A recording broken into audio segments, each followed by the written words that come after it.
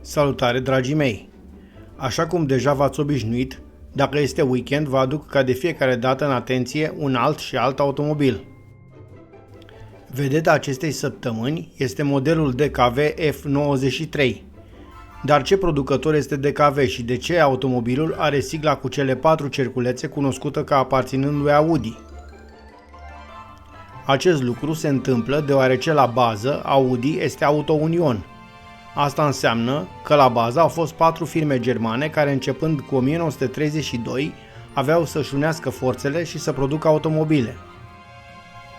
Acestea erau Audi, Holich, un al doilea producător auto, DKV, care de asemenea construia automobile, dar și motociclete, și Wanderer, care producea de toate, începând de la biciclete și motociclete, până la automobile și chiar alte mașinării. Așadar, această uniune de constructori auto aveau să ofere începând cu 1953 și până în 1959 această superbă mașinuță compactă de familie. Mașina a cunoscut mai multe denumiri, F91, F93 sau F94, dar mai bine a fost cunoscută ca și DKV Sonderklasse sau clasa specială, sau mai simplu DKV 900 după cilindria motorului său. Și atunci vă veți întreba de ce pe mașină nu scrie Sonderklasse, ci doar un 3 egal cu 6. Pentru că 3 este numărul de cilindri ai motorului, însă aceștia au considerat cumva că acest motor este dublu de puternic, adică echivalează cu un 6 cilindri din cauza ciclului în 2 timpi după care acesta funcționa. Precum se știe, un motor în 2 timpi are o explozie odată la fiecare rotație completă în comparație cu unul în 4 timpi, care are nevoie de 2 rotații complete pentru a genera un moment de forță. Așadar, pentru acest motiv au ales soluția în 2 timpi, dar și pentru o simplitate constructivă superioară, știindu-se faptul că un motor de acest tip se alimentează prin carter și nu are nevoie de un sistem complex de supape.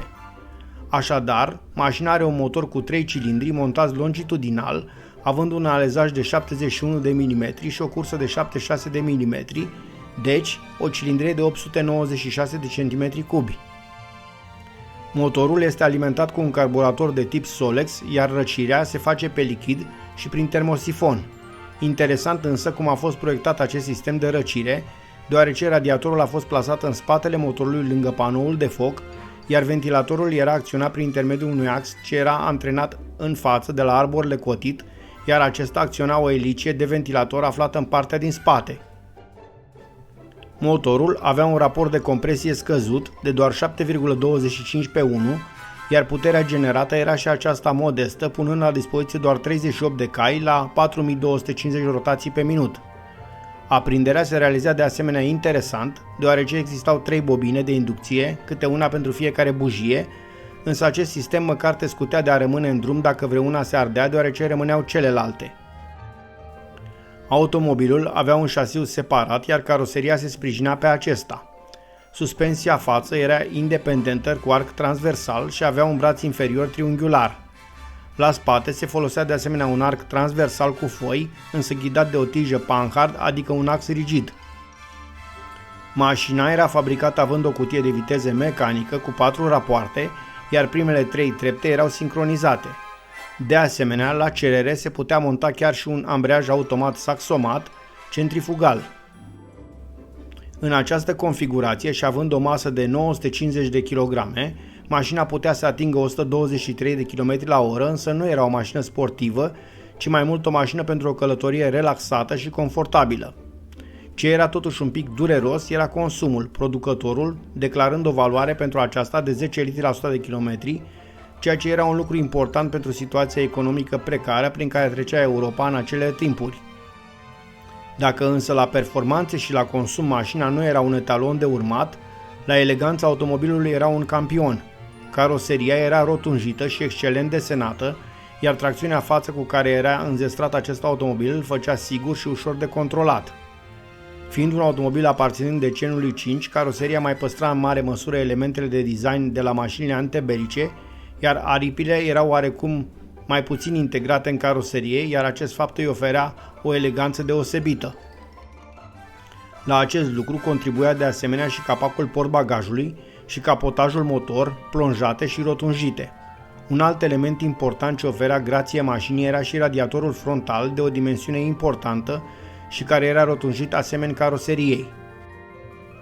Mașina avea faruri mari, relativ rotunde și, la fel ca și broscuța de la Volkswagen, privea cu încredere spre viitor.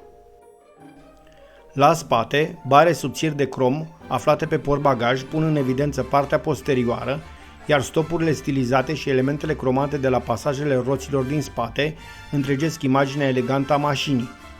Tot aici, la spate, luneta are un design deosebit, fiind construită din 3 foi, una central și 2 laterale curbate, care învăluie habitacul într-un mod foarte atrăgător.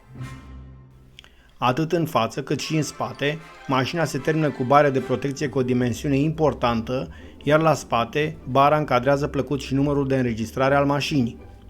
Ușile se deschid din partea din față, în genul suicide doors, însă acest lucru aduce după sine și un avantaj major, fiind foarte facil să urci sau să cobori din mașină. Potrivit pentru acei ani, mașina vine cu roți ce au o dungă circulară de culoare albă, iar întreaga construcție emană eleganță și frumusețe. Interiorul este simplu, bine structurat și elegant, iar la interior are la dispoziție un volan mare cu 2 brațe. Acesta este vopsit în culoarea mașinii, o practică rară, dar surprinzător de plăcută. Automobilul a fost construit până la încetarea fabricației lui în 1959 într-o gamă extinsă de caroserii, putând să-l cumpere atât în format sedan, coupé sau cabriolet, dar și universal, o versiune estate pentru utilizări mai practice. Fiind astfel construit într-o gamă extinsă de caroserii, puteai de asemenea să alegi o caroserie cu 2, 4 sau chiar 3 portiere. Mașina avea să fie înlocuită în producție de Auto Union 1000 în anul 1958, acesta venind ca un automobil de lux, compact și cu tracțiune față și care în mare măsură era asemănător estetic cu mașina noastră. Așadar, DKV F93 a fost rezultatul unei perioade în care producătorii nu căutau doar performanță, ci și soluții ingenioase. Astăzi, după mai bine de jumătate de secol, el rămâne dovada că o mașină poate supraviețui nu doar prin tehnologie, ci și prin pasiunea oamenilor care aleg să-i păstreze povestea vie. Iar aici, la final, vă spun la revedere, însă nu uitați că un like sau un subscribe este mereu binevenit.